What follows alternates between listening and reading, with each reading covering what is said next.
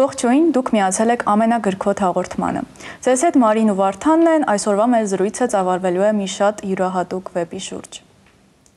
Այսօրվա մեր հյուրերի արձակագիրներ Հովհաննես Հովակիմյանի եւ Նուրայ Սարգսյանի հետ կքննարկենք Գրիս Ադերյանի հրամանագիրք վեպը։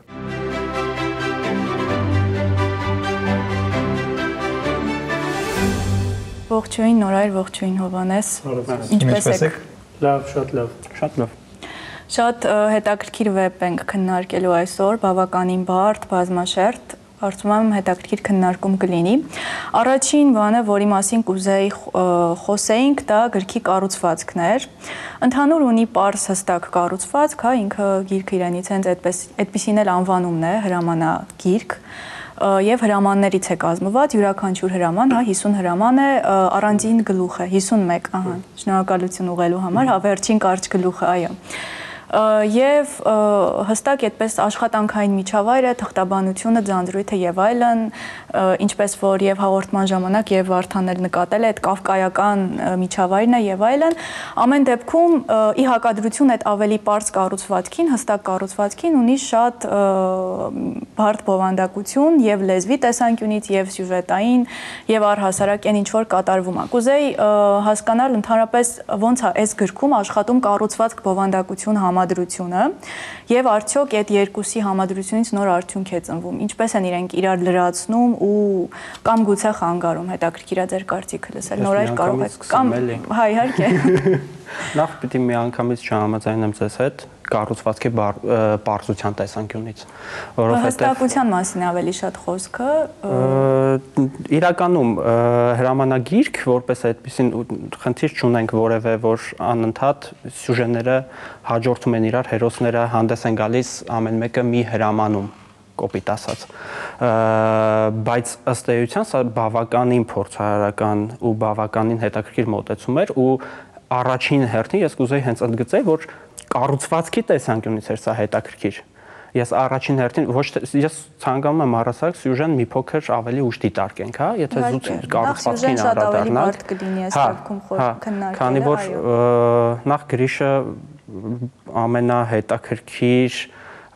ձեռագիր ունեցող ժամանակակից հայ գրողներից մեկն է իմ կարծիքով, ու այդ հետաքրքրությունը հատկապես դրսևորվում է ձևի տեսանկյունից, այսինքն ունենք ձև ու բովանդակություն, ձևի դիտանկյունից Գրիշը շատ փորձարարական է դեռևս նախորդ գրքից, Եսավից, պատմվածքների ժողովածուից։ Ու այս տեսանկյունից ինքը բավականին բարդ էր ինձ համար, բայց այսինքն խաղարկումները, այստեղ նաև ազդեցություններ, զուգահեռումներ կարող ենք տանել, չգիտեմ, նաև վերնագրերում կային նույն ժամանակակից դեպ ջնջված է նաև։ Հա, դա էլ է բավական հետաքրքիր։ Ինչն է այդ վերնագրերի մասին այդ ջնջումները բան ինքը փորձել է ստանալ հենց այնպիսի բնօրինակ հրամանագիրք, որտեղ որ կարող են լինել ջնջումներ, որտեղ որ կարող են լինել, չգիտեմ, ինքը իրեն ուղղելու տարբեր դրվագներ, ու սա ինքնին կառուցվածքային խնդիր է իմ դիտանկյունից, ինքը շատ հետաքրքիր խաղարկել է պատումը, իսկ թվում է Նորայրը ոնց որ հույս ունեմ իմ հավաքածուներ։ Տեսենք նաև Նորայրի կարծիքը։ Հա, հրամանագրքից հրամանավեպ այդ ճանապարհն է, այսինքն այդ մարդը, ու սկսենք մի փոքր, շատ փոքր կպնենք սյուժեին, Արգինեն փաստացի աշխատում է հրամանագիրքը լրացնողն է ինքը, ու ինքը փորձում է այդ հրամանագրքից, այսինքն այդ պաշտոնական ինչ որ տեղեկությունից, տեղեկատվությունից, հրամաններից ինչ որ դեպքերից, որոնք պետքա պաշտոնական բանում տեղ գտնեն, փորձում է բացել ու ստանալ վեպ, այսինքն ստանալ մարդկանց, այսինքն փորձում է ինքը ու Գրիշն էլ հարցազրույցներից մեկում նշել էր, որ ինքը կարծես համայնապատկերը լինի Արարատ քաղաքի ու կառուցվածքի իմաստով այդ հենց այդ հակասության պահը կար, այդ հրամանագրքից հրամանավեպ ստանալու այդ ճանապարհն էր կարծես, սկզբում իմիջիայլոց շատ ավելի ինքը հրամանագիրք էր, բավականին դժվար ընթացող, որտեղ ինքը ոնց է հրամանագիրքը վերածվում հրամանավեպի, որովհետև բանալի կառուցվածքային իմաստով էլ էր հետաքրքիր բան, որ ինքը սկզբում լրիվ այդ պաշտոնական ավելի շատ է, իսկ հետագայում ամեն գլխի հետ ոնց որ կարծես ավելանա վեպը։ Պատումը մարդիկ են շատանում, զարգանում են հերոսները, բացվում են Ամեն դեպքում կառուցվածքի տեսանկյունից Հովհաննես դուք նշեցիք ոչ պարզության մասին, հա, ես ավելի շատ նկատի ունեի ընդհանուր համամասնությունը, որ կառուցվածքը հստակորեն մինչև վերջ նույն ձևով, հա, նույնիսկ այդ ջնջված հատվածները ոչ մի ինչ-որ փոփոխություն տեղի չի ունենում, այդ իմաստով շատ կուռ է, հա, կառուցվածքը։ Որովհետև տեսեք, շատ հետաքրքիր լեզու կա այստեղ եւ իրացումներ կան բավականին լավ գրողան, գիտենք, որ իսկապես հրաշալի գրողի հետ գործ ունենք, բայց ստատիկ մի բան կա տեղային այս վեպում, որը անդադ ստոպ է տալիս ընթերցողին։ Հենց հրամանագրքի պես, այս դա եմ ուզում հասկանալ, ինչու՞ այլ արձանագրված հրամանների։ Իրականում իմ կարծիքով հենց ի սկզբանե գրողի կողմից ընտրված ֆորմատն է։ Այդ անընդհատ տեմպի հետ խաղը, չգիտեմ, այստեղ գնահատումի խնդիր կա։ Այն արագությունը, պատումի ու հեղինակի փորձը այդ պատումի արագությունը պահել չպահելու վերաբերյալ պետք է այստեղ ավելի լուրջ նայել ինձ թվում է խնդրին, այսինքն արդյոք հեղինակը ի սկզբանե մտադրված է եղել ընթերցողին պարբերաբար տալ ռիթմ սյուժեի բերումով, նաև խոսքարվեստի բերումով արագ ընթերցանության տանելու, հետո կանգնեցնելու, այստեղ պետք է հասկանալ արդյոք դա եղել է գրողական մտայնություն նպատակ, թե ուղղակի իրադարձությունները ստիպել են, որ ինչ որտեղ լինի արագ, ինչ որտեղ լինի դանդաղ կամ, չգիտեմ, այդտեղ կա թերացում։ Ես չէի ուզի կարծել, որ այդտեղ կա թերացում, որովհետև ֆորմատը գրքի բաժանումները, որովհետև եթե մենք խոսում ենք 51 չակերտավոր գլուխների մասին, որովհետև դրանք ի վերջո, իհարկե, մենք գործ ունենք վեպի հետ, բայց անընդհատ դրանք վերնագրերով եւ, չգիտեմ, այդ գլուխների հաջորդականությամբ մեզ կտրում են։ Հետևաբար սա հեղինակի կողմից կոնկրետ մտադրություն եմ ես համարում, որ ինքը պարբերաբար արագացումներ է տալիս, հետո այսինքն նպատակային արված։ Նպատակային արված իմ կարծիքով։ Ես էլ եմ կարծում, որ գրքում նպատակայնություն կա ու ստացված է հենց այդ ի սկզբանե դրված նպատակին հասնելու տեսանկյունից։ Այսինքն ֆորմատն է իմ կարծիքով պարտադրում հենց այդ շարժը։ Ես օրինակ Գրիշին ճանաչելով ու նաև այս գիրքը կարդալուց հետո, այդտեղ առաջին գիրքը կիսատ էի կարդացել ու էսի դերից գիրքը, որ ավելի մեկ գործ է ու ոնց որ ավելի շատ ես տեսնում գրողի ինչ ինքը փորձում անի, Գրիշը բավականին այդ իմաստով կայացած գրող է ու ինքը երբ որ ինչ-որ բան ինչ-որ էքսպերիմենտ անում է, ինքը փորձում է մինչև վերջ տանի։ Օրինակ ես չեմ սիրում այդքան ես իմ գրականության վրա որ գնամ, ես չեմ սիրում ինչ որ մի ձև բռնեմ ու այդպես տանեմ ամբողջական։ Էքսպերիմենտը մինչև վերջ հասցված է։ Դա թերությունա, թե առավելությունա չեմ կարող ասել, բայց եթե նայում ենք որպես առանձին գործ, սա ստացված գործ է, այսինքն իր դեպքում դա առավելություն է եղել։ Իսկապես այնտեղ մի էքսպերիմենտի հատված եկա, որ հիշեցի, ուրեմն հեղինակի ձայնը հայտնվում է Արգինեի պատումի մեջ, այսինքն հեղինակը դառնում է արտենելու շատ հետաքրքիր բաներ։ Իսկապես ստացված բաներ կան։ Այդ դրվագի մասին էլ է ուզում անդրնել այս բանի հիերարխիան պատումի։ Շատ հետաքրքիր է, այսինքն մենք ունենք գլխավոր հերոս, ով որ շատ հաճախ հենց պատմողն է։ Այսինքն Արգինեի կերպարը, որը ինքը գլխավոր հերոսի կերպարը, ով որ այն մարդն է, ով որ գրում է այդ հրամանագիրքը, լրացում է եւ այլն, բայց շատ հաճախ մենք տեսնում ենք Արգինեին կտրված։ Ուստեղ արդեն, եթե ֆորմատի տեսանկյունից, կառուցվածքի տեսանկյունից ես ամբողջությամբ ընդունում եմ Գրիշի մոտեցումը ու ինձ ամեն ինչ շատ հասկանալի է ու ես գիտեմ, որ դա էքսպերիմենտ է, այս պարագայում այդ նարատիվի կտրվելու պարագայում ես այդ հարցը ունեմ իրեն, այսինքն արդյոք ոնց որ անընդհատ պատմողը Արգինեն է, թե արդյոք անընդհատ պատմողը Գրիշն է, որպես հեղինակ, որպես պատմող, այս երկու պատմողների կերպարները երկու հեղինակ կա։ Ինքը նաև մի քանի շերտ ունի, չէ, այսինքն ի սկզբանե ինքը ենթադրում է մեկից ավելի պատմող ունենալ նույնիսկ, օրինակ ես այդպիսի հարց հեղինակին չէի տա, չնայած համաձայն եմ, որ այնտեղ այդ իմաստով նաև ինչ որ կտրտվածություն կա, հա, վեպում, բայց քիչ այդ իմաստով ընթերցանությունը ի սկզբանե բարդ վեպ էր ու դա նույնիսկ ոչ թե ավելի շատ բարդացնում էր, այլ ուղղակի եւս մի շերտ էր ավելացնում, էլի, ինքը անկախ կարծում եմ, որ այդ հատվածն էլ նույնիսկ չլիներ, այսինքն լիներ մեկ պատմող, ամեն դեպքում գրքի բարդությունը դրանից չէր փոխվելու։ Եկեք ուրեմն չեմ դրա հետ ճիշտ ասած, որ բարդությունը չէր փոխվելու, ես ընդհանրապես լրիվ հակառակ դիտանկյունից կնայի հարցին, եթե պատմողը գլխավոր, որ վեպի, չգիտեմ, երևի 70%-ում պատմողը Արգինեն է։ Եթե Արգինեի կերպարը նորայրին դրսում այդ միտքը ասացի մինչև հաղորդումը։ Եթե պատմողը լիներ տղամարդ, ես չէի սևեռվի այդ խնդրի վրա, որովհետև գիտեմ, որ հեղինակը տղամարդ է։ Բայց շատ հաճախ պատմողը Արգինեն ու իրական պատմողը, երբ որ Արգինեին մենք տեսնում ենք արդեն երրորդ դեմքից, այսինքն ավելի վերևից պատմող կա, այդ ժամանակ այդ խզումը երկու պատմողների միջև ակնհայտ է դառնում։ Այսինքն միտեղ մենք գործ ունենք մի պատմողի հետ, որը որ Արգինեն է, որը որ կերպար պատմող է, ու միտեղ հենց նարատորի, այսինքն այդ պատումնաբանության մեջ նարատորը կոչվում է պատմողի դիրքը, որը որ գրողը չի, էլի վեպի պատմողն է։ Նարատորի ու գործող հերոս պատմողի միջև խզումը ակնհայտ է դառնում, այսինքն միտեղ մի ձև է պատմում, միտեղ մի ձև է պատմում, ու էսա որ իմ մոտ առաջացնում է այդ հարցը, ու սա է որ բարդացնում է շատ հաճախ, երբ որ դու չես հասկանում, սա Արգինեի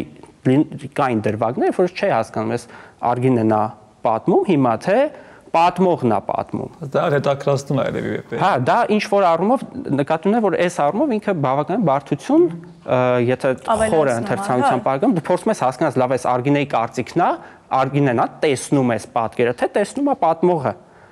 Այստեղ արդեն մոտեցումների խնդիր կա, որովհետև գլխավոր պատմողը, եթե օրինակ եկեք շատ չհեռանանք, էլի, շատ չգիտեմ, չկտրվենք գրքից։ Երբ որ առաջ է քաշվում վեպում X գաղափարը, առաջ է քաշվում առաջին դեմքով։ Ես այդտեղ ունեմ խնդիր, այդ գաղափարը առաջ է քաշվում հերոսի կողմից, այսինքն Արգինեի կողմից, թե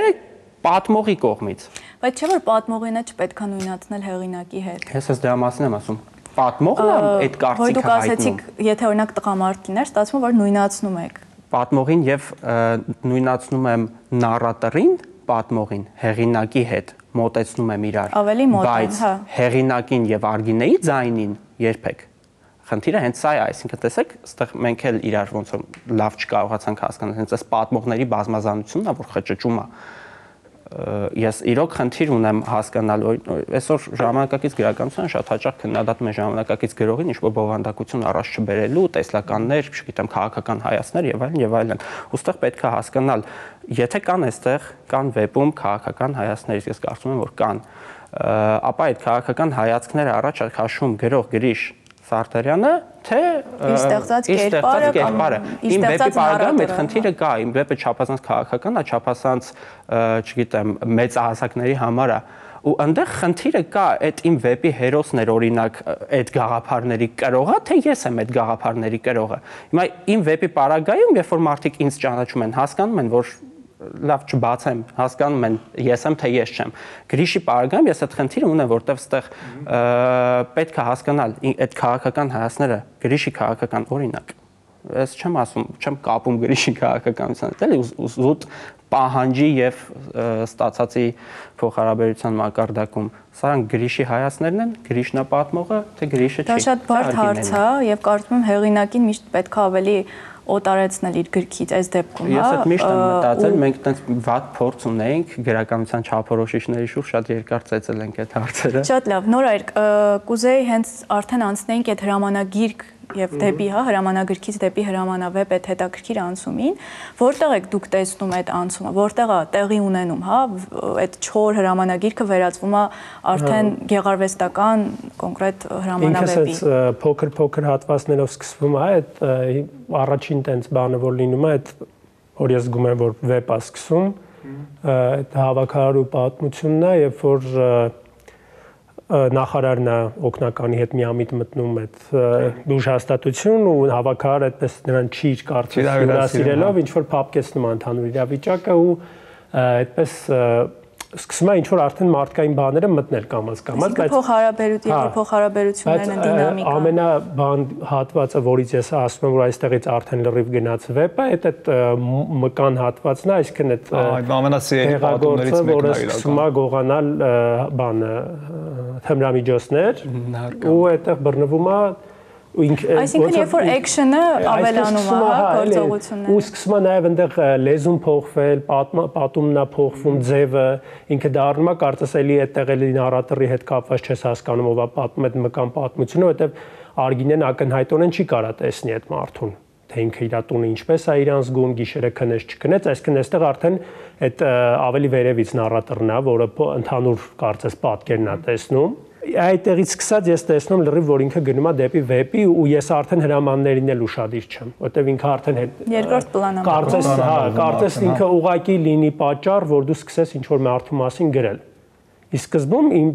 ու դրա համար էլ դժվարամարս սկիզբը, որ ես օրինակ չգիտեմ, սկիզբը կարդալուց հետո դժվար է մտածել, որ սենց կզարգանա գիրքը, էլի։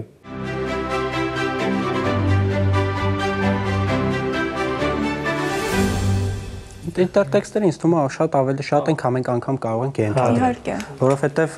էականորեն կարելի ասել, գրիչի տեքստը չափազանց ինտելեկտուալ տեքստ է։ Լուրջ ինտելեկտուալ տեքստ է, շատ, չգիտեմ, անընդհատ այդ տողատակերը անընդհատ են վեպում։ Իսկ դու շատ երկար կարելի է զրուցել նույնիսկ։ Կարելի է բան խնդրել օրինակ գրիչին, տենց մի հատ անոտատիվ հոդված գրի իր վեպի մասին, թե ասի, թե որտեղ, որովհետև ես այդ խնդիրը միշտ ունեցել եմ, օրինակ ես մի քիչ իմ մասին խոսամ, էլի։ Իմ տեքստում, ասենք, չգիտեմ, ես երբ որ ինչ-որ բան տենց իմ համար տենց շատ թույն հումոր եմ արել, էլի, ես ունեմ խնդիր, որ իմանամ, որ այն մարդիկ, ովքեր որ կկարդան, այդ ինտերտեքստը կբռնեն, կհասկանան իմ հումոր։ Հիմա ես ուզում եմ, որ կուզենայի, որ գրիչը եթե կան բաներ, որոնք որ անգամ փորձառու ընթերցողի աչքից կարող են վրիպել իր կարծիքով, մի քիչ հուշի, դա կարա չլինի հրապարակային, անձամբ գրիչին է կխնդրեմ, որ ինքը ինձ մի քիչ հուշի, թե որտեղ ինչ կփնտրեմ, այս տղամարդկանց ու կանանց, եթե ինքը կհիշի ամբողջը, որովհետև շատ հաճախ մոռացվում է։ Իդեպ այդ տղամարդկանց ու կանանց այդ հարաբերությունների բան, այստեղ մենակ ֆոլկներին կարելի չի, որ կարելի է հիշել, այստեղ մաթեոսյանական բան էլ կա։ Հա, իրականում մաթեոսյանական շունչ էլ կա։ Ու այդ ազդեցությունները շատ հետաքրքիր են, որ նույն Կավկայում, չէ՞, այդ կհիշենք, որ այդ կին տղամարդ հարաբերությունները էլի այդ աբսուրդային ինչ որ գախյալ շատ են։ Հենց այդ ամբողջ խնդիրը, որ sense անընդհատ փորձում ես ու իրականում հաճույք ես ստանում տեքստից դրանց բերումով։ Այսինքն եթե լիներ ուղակի ծառացրած պատում, այսինքն չլինեին ինտերտեքստուալ կապեր, պատումը ինքնին բավականին բարդ, sense խառը եւ այլն sense պատում էր։ Հետո թեման էլ մի քիչ սպეციფიკա, որովհետեւ տեսեք խոսում են հիվանդանոցում աշխատող մարդկանց մասին, փոքր կերպարներ են ըստ երևույթի, որոնք այդքան էլ հետաքրքիր չեն, թե պետք է ասում ենք Խանջանի հիվանդանոցն էլ կարող ենք կապել տարածության տեսանկյունից էլի, այսինքն ինչ տարածություն անդրել գրողը բանի համար, ինչ լաբորատոր պայմաններ է ստեղծել հերոսների դրսևորման համար ու նորայր հետ համաձայն եմ այդ տեսանկյունից, որ ամենասկզբում, երբ որ հերոսները չէին գալիս, չէին միանում, դժվար էր հասկանալ մեկի մյուսի կապը եւ այլն, հետո ինչքան սյուժեն զարգացավ, այնքան հերոսները սկսեցին իրար հետ առնչվել եւ այլն, հասկացար ում ինչն է, այսինքն սկզբի այդ մի 10-20 էջը ինքը sense ոչ թե փորձարարություն, այլ փորձություններ։ Եթե դու հաղթահարես այդ 10-15 էջը հաղթահարես, հասնես այն կետին, երբ որ այդ սաղ քանդած հանգույցները կգան կպնեն իրար, արդեն դու կշարունակես տեմպով կարդալ։ Այսինքն այստեղ հենց բացահայտ երևում է վեպի, հա, որպես ֆենոմեն, իր այդ առաջին այդ առանձնահատկությունը ինչով է տարբերվում ոչ վեպից, հա, իր ներքին ուժեղ կապերով, որոնք որ եւ կերպարների, եւ թեմայի, եւ ամբողջ այդ սիմվոլիկայի եւ ինտերտեքստի հետ միասին ներքին կապերով իրար հետ կապվում են ու խճճվում է ու հասցնում է մինչև վերջ։ Ես օրինակ ուզում եի հարցնել, որ բացի նրանից, հա, որ նշեցիք, որ ավելի շատ գործողություններ եւ այլն, ոնց է ամեն դեպքում, որ ինքը վերածվում է հրամանավեպի, երևի թե սա էլ կարող ենք ավելացնել։ Մի բանի մասին էլ կուզեի խոսեինք, ընդհանրապես այս մեր քննարկումների շրջանակներում էլ շատ նկատեցի, որ հետաքրքիր այսպիսի միտում կա, հա, կարծում եմ, որ միշտ էլ եղել է, բայց հատկապես ընդգծված էր նաև այս գրքի դեպքում, ուրեմն վեպի օգնությամբ պահել լեզուն առաջին հերթին, եւ այդ պահպանության արդյունքում նոր արդյունք ստանալ, նոր լեզվական արդյունք, եւ երկրորդը պահել հիշողությունները, կլինեն դա հորինված հիշողություններ, թե հեղինակի անհատական հիշողությունները, որը որ երկուսն էլ կային այս շերտերը։ Եվ այդ անհատական հիշողությունը աստիճանաբար դառնում է համընդհանուր, այսինքն դառնում է նաև ընթերցողին։ Այս մասով էլ կուզեի խոսել, որովհետև շատ են, հա, եւ հիշողությունները զգացվում է, որ հեղինակը հետ գնալու բաները շատ էին իրականում։ Ես այդ մասին խոսելով, բայց մի քիչ ուրիշ ուղղությամբ կգնամ, ինքը փաստացի փորձա նաև համայնավեպի Արարատ քաղաքի եւ փոքր քաղաքի, որ այսպես օծի պես այսպես դավալու գյուղը, Արարատ գյուղը իրեն կարծես վերցրել նայրիականություն կա էլի այս ամեն ինչի մեջ։ Հա, կար այդ բանը, բայց ինքը հենց հետաքրքիր է, որ գրիշի մոտ երկու էքսպերիմենտ է կարծես։ Մի էքսպերիմենտը հրամանագրքի այդ բանն է, այսինքն որ ինքը ոնց է սյուժեն փորձում բացի, որտեղ է այդ լոկացիա, որը իրոք այնքան էլ հետաքրքիր չէ, առաջին հայացքից ում պետք է հետաքրքրի, ինչ որ բավականին այսպես ոչ հաճախ հիվանդներ են այնտեղ հայտնվում, ոչ ինչ որ բարդ վիրահատությունների մասին է խոսքը, եթե վերցնենք այսպես այդ հիվանդանոցային վեպերի այդ ու պատմվածքների շարքերը, ասենք օրինակ Բուլգակովի մոտ կա, տարբեր բան Բուլգակովի մոտ օրինակ կա բանի մասին, այդ ռուսական այդ Գլուբինկայի մի հատ մորֆի այդ իր շարքի մեջ կա այդ լրիվ ուրիշ բան է, ինքը փորձում է շոկային ինչ-որ բաներ բերի, իսկ գրիշի մոտ այնց այդ մեռածությունն է, ու գրիշի հարցազրույցն էլ երբ որ կարդացի, թեև ես ի սկզբանե հասկանում եմ, որ դա հատուկ արված բան է, այդ դանդաղությունը, այդ կարծես Արորիայի տաղտուկն է, հատու սառնություն կա, որ վեպի ամբողջ ընթացքում գնում է, Մենակ այստեղ մի պատում կա Աննայի այդ մահափորձը, բայց դու այնպես չունես այդ հերոսու անե, որտեղ այդ էմոցիան չես զգում, էլի։ Հետաքրքիր է։ Կարծում եմ պետք էլ չի կոնկրետ այս հերոսների հանդեպ էմպաթիա, որովհետև ինքը հերոսը վեպն է, հա, այդ հրամանավեպն է այստեղ այդ կենթանի օրգանիզմը, ոչ թե այդպես չես էլ խորանում արդեն հերոսների իրենք ուղղակի գործիքներ են։ Հոգեբանության խնդիր չկա, այստեղ դրված հերոսին հասկանալու խնդիր չկա, ընդհանուր խնդիրը վերցված է տարածությունը գտնելը։ Ու անգամ ասեմ ավելի այնտեղ կային դրվագներ, որ տենց ինչ որ փորձեր էր չեմ ասի գրողի կողմից, պատմողի կողմից ինչ որ գաղափարախոսություն առաջնային ինչ որ խոհափիլիսոփայական մտքերի, թեև դա էլ եմ ասում, ենթադրաբար ես ենթադրում եմ, որ Արգինեի փորձերն էին եւ այլն, որ ինչ որ փորձում են ինչ որ ճշմարտություններ ասել բան եւ այլն, որոնք որ ըստ էության ցույց են տալիս, որ մենք ինչքան հեռու մնանք այս մարդկանց մտածողություններից, այնքան ավելի լավ կհասկանանք այն ինչ որ իրականում պետք է հասկանալ։ Այդ կտրվածությունը ինձ անձամբ շատ դուր եկա, որ ես կարիք չունեի հասկանալու այս հերոսի ավելի մտերիմ լինելու իրենց հետ։ Բացարձակ այդպես խնդիր դրված չէր, հետեւաբար նաեւ չէր էլ մոտեցել հեղինակը այդ հերոսներին բացելու։ Իմ մոտ մի հերոս կար, որ այդպես տենց առանձնացավ այդ իմաստով, որ ես կապվեցի իր հետ, այդ Արշակի կերպարները, հնոցա, բան ոնց են ասում, հնոցապահի կերպարը, որը այդ շատ հետաքրքիր մի հատ ինչ որ կերպար էր, որը ինձ գրավեց իր այդ ինքը կյանքային մարդ էր կարծես, որին երբ որ ինքը դեռ աշխատում էր այդտեղ ու մշտական չէր, մշտական աշխատող չէր, սեզոնային աշխատող էր, իրան ընդունում էին որպես այսպես ինչ-որ պայծառ մարդ, որը գալիս է ուրախացնում է մարդկանց։ Մանից հետո երբ որ ինքը դառնում է մշտական աշխատող, կարծես ինքը արդեն դառնում է իրանցից մեկը, ինքը անգամ իր շորերի գույները, ինքը վառ գույներ է սիրում հագնել, կամաց սևանում են, այդպես փոխվում է, ինքն էլ մի քիչ տարիքով մեծանում է, բայց այդ բանը, որ ով մտնում է այդ տարածք, կարծես ինքն էլ այդ բան լինի, էլի հավասարացվի ու դառնա իրանցից մեկը, որը կորցնում է իր կարծես դեմքը։ Գույնը, հա, դրա համար ծառայությունը երևույթի կա, էլի, երևույթի։ Այմա ավելի պատկերն է։ Հա, այդ իմաստով այդ հերոսը ինձ որտեվ տենց մի քիչ հարազատ ինչ որ բան գտա իր մեջ, սենց հավես էի կարդում շատ այդ հատվածները ու այդպես դրա համար առանձնացավ։ Ամեն դեպքում եկեք նաև քննարկենք ի վերջո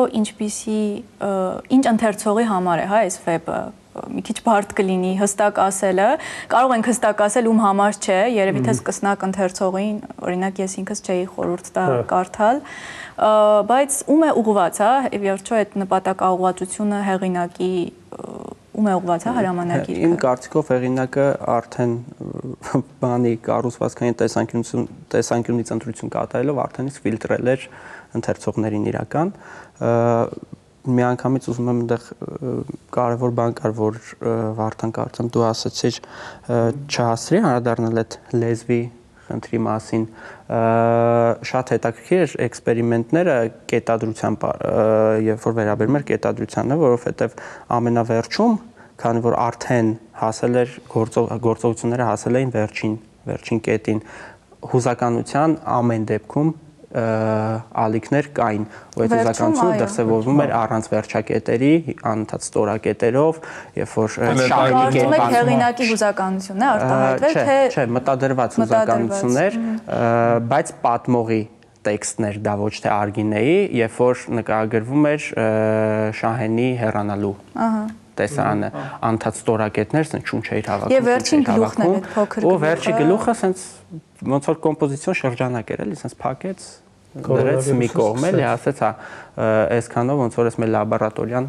Ամեն դեպքում ես թվում է այս վեպի խնդիրներից մեկը նաև այն է, որ մարզային կյանքը ներկայացվեն, փոքր մարդկանց խնդիրները ներկայացվեն ու գրիշին որ դա շատ լավ ստացվել է։ Այսօր հիմնականում վեպերը տեսնում ենք մեծ քաղաքների մասին, մեծ կոնֆլիկտների մասին, դրա համար սա շատ կարևոր վեպ է կարծում եմ ու դրա համար պետք է առանձնատու շնորհակալություն ասենք։ Այդ տեսանկյունից ես էլ ուզում ասել, որ հայկական արձակում այդպես ինչպես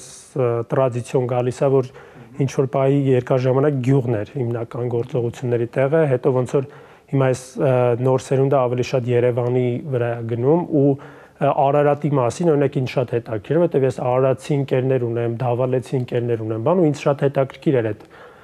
տեղը ես ընդհանրապես վիպական տարածք կարծես չպատկերացնեի այդտեղ։ Ու շատ գրողներ բնականաբար ովքեր այդ տեղից են, չեն պատկերացնում որ դրա մասին կարելի է վեբ գրել։ Իսկ ինքը կարողացավ այդ ամբողջական պատկերը տալ ձեզ, օրինակ ինձ տվեց լրիվ ուրիշ պատկեր, ինչը ավելի լավ էր, որովհետև եթե նայենք գրողին որպես ինչ որ իմաստով ռեժիսոր, որը իր պատկերացումն ունի ու նկարում է ինչ որ ֆիլմ, ինչ որ տեղի մասին, ասենք դու կարող 100 անգամ գնաս Հռոմ, բայց դու չտենաս այն Հռոմը, որը ասենք Սորենտինոն է տեսնում ու ինքը նկարում է։ Այդ իմաստով, այդպես Գրիշը ինքը չի տալիս այն պատկերացումը, որ ես կուզեի, բայց ինքը տալիս է իր պատկերացումը, որը ամբողջական է, որը ունի իր կարծես միֆերը,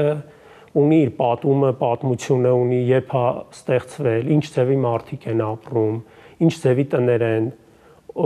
այդ այնտեղ բան կար, մի քիչ այդ քաղաքական հատվածներ կար, մի քիչ այդտեղ թաղային հատվածներ կար, որ այնտեղ կռիվա լինում, կարծեմ, բան։ Կարևոր թեմաներ կային, ամեն ինչ կար, էլի կար։ Փորձարարական ձևով էր փորձում բարձրաձայնել։ Բան էլ կար այդ միֆական ինչ-որ բան կոտրելու ցանկությունն էր նկատվում, որ օրինակ Նորայրը շատ լավ նկատեց էլ այդ գյուղի իբրև տարածություն մեր գրականության մեջ ոնց է եղել, ոնց է դրսևորվել, ոնց է ցույց տալիս Գրիշը, այստեղ լավ հետաքրքիր զուգահեռ կարելի է անել, թե ոնց են օրինակ ֆիլմերում ոնց է ֆիլմերում երևում Նյու Յորքը ու ոնց է ինքը իրականում փողոցներում կռիսների հետ այս օրինակ Լիմոնի վեպում լավ է առնետներ կան Փարիզում ու ամենակեղտոտ քաղաքն է Փարիզը։ Գրիշի այդ հայացքը, այսինքն ցույց էր տալիս, որ գյուղը իրականում այն չի, որը որ մենք պատկերացնում ենք մարզը չի, որը որ մենք պատկերացնում ենք, տեսեք, այստեղ էս կան այն խնդիրները, որոնք որ կարող են լինել եւ քաղաքում, բայց կան ուրիշ խնդիրներ, որոնք որ չեն կարող լինել քաղաքում։ Ու այս հերոսների ի վերջո այդ ամփոփելու համար այդ հրամանագրքերը, հրամաններից յուրաքանչյուրը մի հատ հերոսի, մի հատ կյանքի բան է, իրադարձություն է, որը որ միանգամից շրջում է այդ մարդու կյանքը, ու այդ հրամանները ինքնին ցույց են տալիս իրականություն, որը որ այսօր կա այդ տարածության մեջ։ Հիմա ընդունենք հիմք այդ տարածությունը ընկալելու իբրև իրական տարածություն, իրական Արարատը, իրական, չգիտեմ, լոկացիա որպես իրեն դիտարկենք, թե ուղղակի հեղինակի կողմից ստեղծած լաբորատորիա, այստեղ պետք է կողմնորոշվենք։ Շատ լավ։ Մեր վերջին հարցը, որ բոլորին տալիս ենք, 3 բառով։ 3 սիմվոլիկ բառ, որով ինչպես կնկարագրեք այս գիրքը։ Ինչն է գալիս ձեր մտքին առաջին հերթին։ Սիչեմ։ Ես սկսեմ։ Ինչ եմ մտածել։ Ոյկը կավարտի։ Քաղաք, դա sense մի քիչ բանով խոսենք, sense ասում փոքր քաղաք։ Այդ երկու բառն ենք հաշվում։ Չէ, մեկ բառ է հաշվում, փոքր քաղաք, ցանցրույթ ու պրոֆեսիոնալիզմ, եթե տեքստի Քրիշի դեպքում դա էս կապես պրոֆեսիոնալիզմը կա ու կա, վարպետությունը իրոք գրողական։ Հովանես ինձ թվաց կմոռանաք։ 3 բառով փակուղի հենց այդ էր իմ համար ամենավերջում փակեց դրեց կովիդով էլ դենց կանսերվա էր էլի մի տեսակ պրոֆեսիոնալիզմը ես մի քիչ ուրիշ ձևով կձևակերպեի ինձ թվում է ոճականություն որ իրոք զգացվում է միշտ Գրիշի մոտ։ Շնորհակալություն իրան դրա համար եւ դանդաղություն ամեն դեպքում։ Շատ լավ։ Շնորհակալություն հետաքրքիր զրույցի։ Յուրահատուկ զրույցի համար։ Շնորհակալ եմ։ Մենք ենք շնորհակալ։ Ավարտվեց գրքոտի հերթական թողարկումը։ Ձեզ հետ Մարին ու Վարդանն էին։ Ինձ մնում է հիշեցնել, որ մեր հյուրերն էին արձակագիրներ Հովհաննես Հովակիմյանը եւ Նորայր Սարգսյանը։ Իսկ մենք քննարկում էինք Գրիշ Սարդարյանի հրամանագիրքը։ Մինչ նոր հանդիպում։ Լավ մնացեք։